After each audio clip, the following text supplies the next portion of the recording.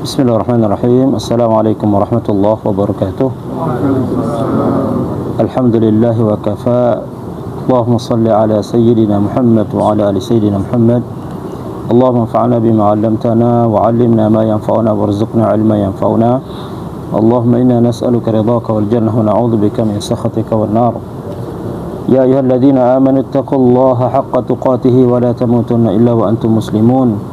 Ya ayyuhalladzina amanu qu anfusakum wa ahlikum nara. Jamaah yang dimuliakan Allah, alhamdulillah kita senantiasa panjatkan kehadirat Allah Subhanahu wa taala yang telah memberikan nikmat sehat dan sempat sehingga alhamdulillah kita bisa berkumpul pada siang ini untuk sama-sama mengikuti atau sama-sama menuntut ilmu untuk menterjemah apa yang disampaikan oleh khatib tadi. Khatib tadi membicarakan tentang fadail salat al-jamaah, fadlu salatil jamaah, salat, kelebihan salat berjamaah di masjid. Salat berjamaah ini merupakan salah satu syiar Islam, salah satu syiar agama kita.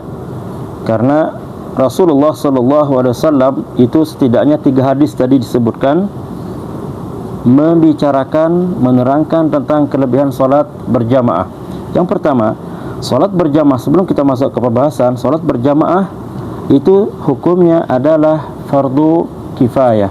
Fardu kifayah. Sebagian ulama berpendapat fardu ain, sebagian berpendapat mengatakan sunnah muakkadah. Kan tapi jumhur ulama mengatakan bahwa salat berjamaah itu hukumnya adalah fardu kifayah. Maksudnya sebagian orang salat di masjid berjamaah, maka ketika kita di luar masjid tidak melaksanakan salat berjamaah, maka gugur kewajiban untuk melaksanakan salat berjamaah di masjid. Tapi di luar tetap kita wajib untuk berjamaah, walaupun berjamaahnya di rumah, berjamaah di tempat atau di tempat yang luas. Yang jelas hukumnya adalah wajib. Salat berjamaah itu hukumnya wajib, ya, wajib kifayah, wajib yang sebagian orang melakukannya di masjid, maka gugur kewajiban yang lain kalau tidak melaksanakan salat berjamaah di masjid. Tapi ketika dia ditemukan dengan waktu di luar, maka kita wajib sholat sekalipun di luar masjid dengan secara berjamaah, kalau ada teman berjamaah. Kalau tidak, maka gugur kewajiban kita dengan hukum yang fardu kifayah tadi. Ini seputar tentang hukum sholat berjamaah di masjid. Ada yang berpendapat tentang hukum wajib ain. Wajib ain itu artinya wajib, ya, begitu ada waktu sholat berjamaah, wajib kita ke masjid, kalau enggak berdosa, ya, dengan beberapa alasan-alasan hadis. Ya, akan tapi jumhur ulama berpendapat bahwa hukum salat berjamaah itu adalah fardu kifayah. Yang kedua, salat berjamaah dikatakan salat berjamaah sekurang-kurangnya satu imam satu makmum. Satu imam satu makmum, ini sekurang-kurangnya berjamaah. Ya, semakin banyak semakin bagus, semakin banyak semakin afdal.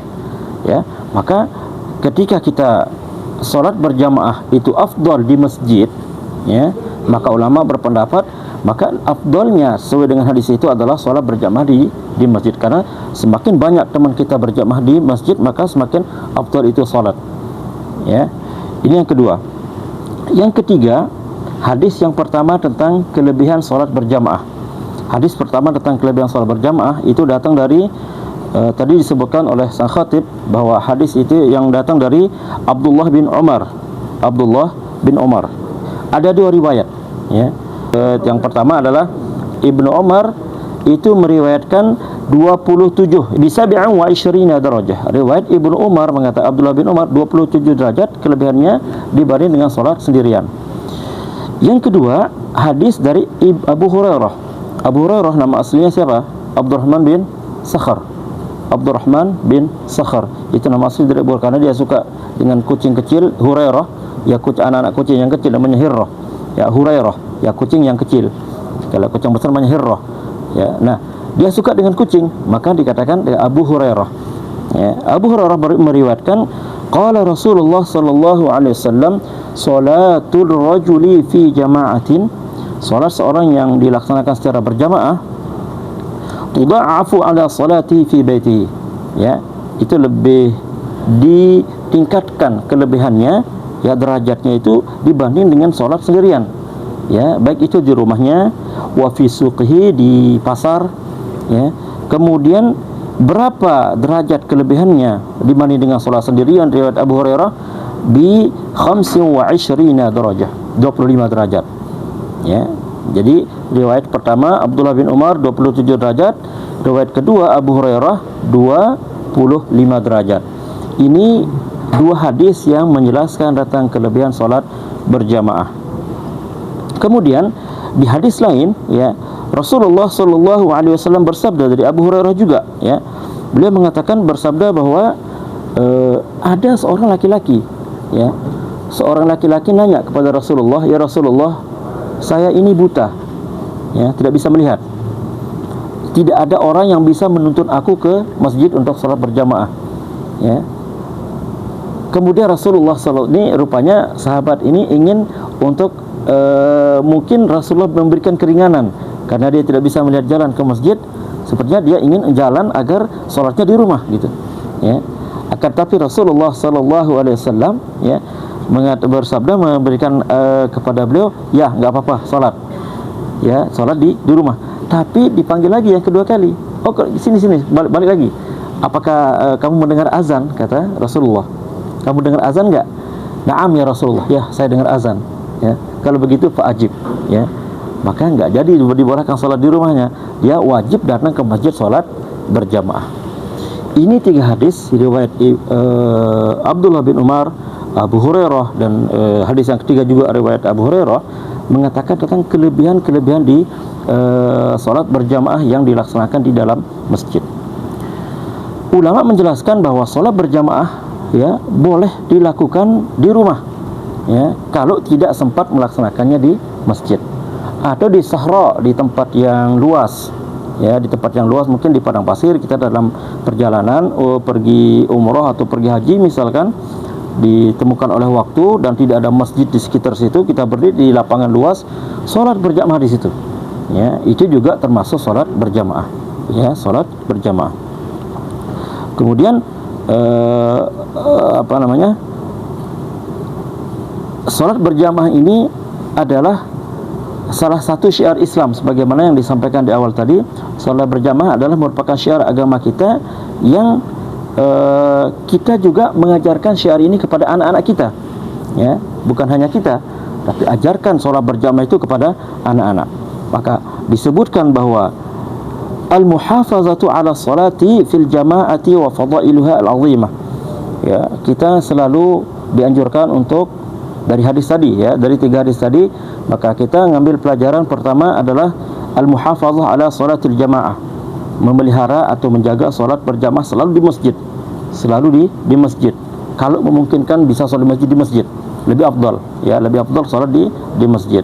Kalau qadarullah misalkan kita tertidur, tiba-tiba bangun, orang sudah selesai salat berjamaah di masjid, ya, maka kita belum salat berjamaah, istri kita belum salat berjamaah, maka kita sebagai imam, antum sebagai imam, istri sebagai imam, salat berjamaah sama-sama di rumah, itu sudah mendapatkan pahala 25 derajat sebagaimana disebutkan di dalam hadis tadi. Kemudian Rasulullah SAW menjelaskan dalam hadis tadi, fadlu salatil jama'ati min mudha'afatil ajri was thawab, ya, karena Rasulullah SAW menjelaskan dalam hadis tadi tentang kelebihan-kelebihan yang ada pada salat berjamaah, ya, terutama dari segi pahalanya, ya, diberikan kelebihan pahala yang berlipat-lipat, ya, sampai 25 derajat dalam satu hadis, sampai 25 derajat dalam hadis yang lain. Wa takfir as-sayyi'at, dan salat berjamaah itu bisa menghapus dosa-dosa kecil, kejelekan-kejelekan kita, ya. Takfirus sayyi'at, menghapus dosa-dosa kecil, bukan dosa besar, karena kalau dosa besar itu yahtaj ila taubah, karena dosa besar itu perlu untuk bertaubat. Tapi kalau dosa kecil bisa dihapus dengan salat berjamaah, karena mungkin kita nggak sadar, ya, dosa kecil apa yang kita lakukan, ya, kita tidak menyadarinya. Maka dengan memelihara salat berjamaah, maka orang itu akan terhapus dosanya. Yang kelebihan salat berjamaah. Kemudian wa du'aul malaikati lil musalli bir rahmati wal maghfirah, ya, di hadis yang disampaikan tadi adalah kelebihan salat berjamaah itu malaikat turun mendoakan, ya, malaikat itu mendoakan kepada orang yang salat berjamaah dengan ar-rahmah, dengan kasih sayang, kemudian wal maghfirah, dan ampunan. Jadi Allah Subhanahu wa taala menurunkan malaikatnya, dan malaikat ini mendoakan orang yang selalu solat berjamaah untuk diberikan rahmat dan maghfirah oleh Allah Subhanahu wa taala. Di hadis yang tadi juga, ya, Abu Hurairah menyebutkan anin Nabi sallallahu alaihi wasallam, ala adullukum ala ma yamhullahu bil khataya, ya, maukah aku tunjukkan kepada kalian apa yang bisa menghapus dosa-dosa kalian, ya. Salah satunya di sana adalah memperbanyak langkah ke masjid, ya, isbaghul wudu alal makarih, menyempurnakan wudu ketika musim dingin. Kan kalau di musim dingin kadang-kadang kita malas-malasan untuk berwudu, ya. Tapi ya, isbaghul wudu ketika musim dingin dia pelan-pelan sempurnakan wudunya, ya. Kalau sekarang enak kan, udah bisa air hangat, jadi bisa setengah panas setengah dingin, jadi enak untuk berwudu. Jadi tidak ada alasan lagi untuk tidak buru-buru wudu, kemudian wudunya kurang, kemudian sholat. Jadi menyempurnakan wudu di musim yang sangat dingin ini bisa menghapus dosa, ya. Kemudian kasratul khuta ilal masjid, memperbanyak langkah ke masjid, jalan ke masjid untuk sholat berjamaah, ya. Maka dengan memperbanyak langkah ke masjid, kita sholat berjamaah, ya. Kemudian menyempurnakan wudu ketika musim dingin, ya. Maka fadzalikumur ribat, ini adalah sebagai penghapus dosa, itu sebagai penghapus dosa. Wa hadisun Nabi sallallahu alaihi wasallam, ya, muru auladakum bis salati wa hum abna'u sab'i sinin, ya. Kita sebagai orang tua sekarang, ya, apa yang kita lakukan untuk menerapkan salat berjamaah ini kepada keluarga kita? Maka kalau kita ada anak, terapkan, ajarkan kepada mereka untuk salat di masjid, ya. Ajarkan kepada mereka anak-anak itu ketika berumur 7 tahun untuk sholat, ya. Kemudian sampai 10 tahun belum juga sholat, maka dalam agama kita dibolehkan, ya, wadribuhum hum 10 sinin, dan boleh pukul mereka kalau sifatnya pukulan yang mendidik, ya, kalau mereka sudah sampai umur 10 tahun. Jadi umur 7 tahun suruh mereka sholat, ya. Enggak mau mereka biarkan, ya, jangan dipukul dulu, ya. Dalam agama tunggu sampai 10 tahun boleh dipukul, tapi pukulan yang sifatnya mendidik.